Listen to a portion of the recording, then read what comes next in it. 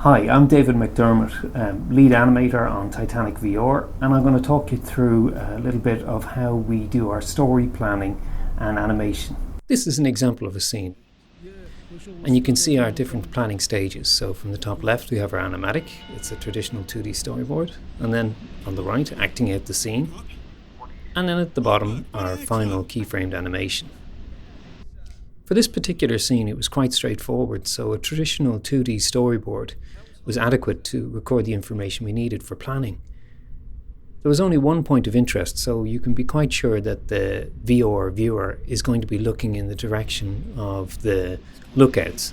To plan our action, a traditional board was able to capture everything we needed. But we have more complicated scenes where there'll be events happening all around you and various complicated interactions. So we needed a new way to be able to plan and organize the scene. So we came up with the idea of VR storyboards or 360 storyboards. And this is equivalent to a storyboard. We're not going to the full stage of actually building temporary props and building up an animation. So here you can see this is the Titanic asset from the game. We just go to wherever we want to plan our scene. I've actually already placed a polygon in there. With Blender's grease pencil tool, you can draw directly into the scene. This is very exciting for any 2D artist or any person that's done 2D before, to be able to draw directly into the 3D scene and edit the objects in 3D in the scene is just a lot of fun.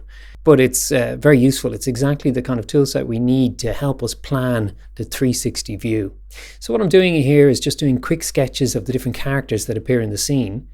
And I can very quickly populate the deck of the Titanic with my little sketches. And this is very useful because it basically, you can see there's a variety of little sketches I've done.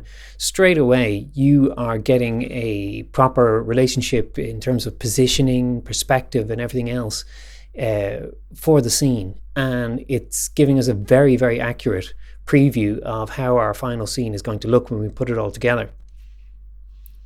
So the biggest problem was you're going to have action happening all around the viewer.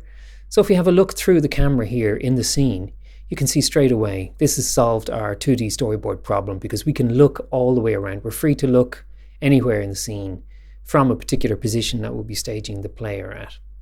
So there you go. This particular scene is the boarding the lifeboat scene, and we can see the captain, the various other characters appearing there on the deck. Now that's brought us part of the way. The next step then would be developing an animatic. So we can give very simple animation, so just 2 frames there. But by far the most useful tool and the most important tool is being able to use the head-mounted display add-on to view your sketches directly.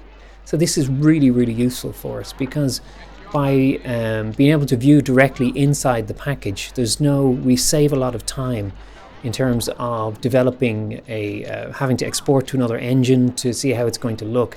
I can do my sketches, I can start moving them around the scene, I can work to a temp soundtrack or whatever I'm going to be triggering the events with, and straight away I instantly get a view of my scene, and I can start getting an idea of the scale, the amount of assets we're going to need for the scene, planning out the main beats of the motion and the storytelling. So there you go. Thanks very much, and I hope you enjoyed that.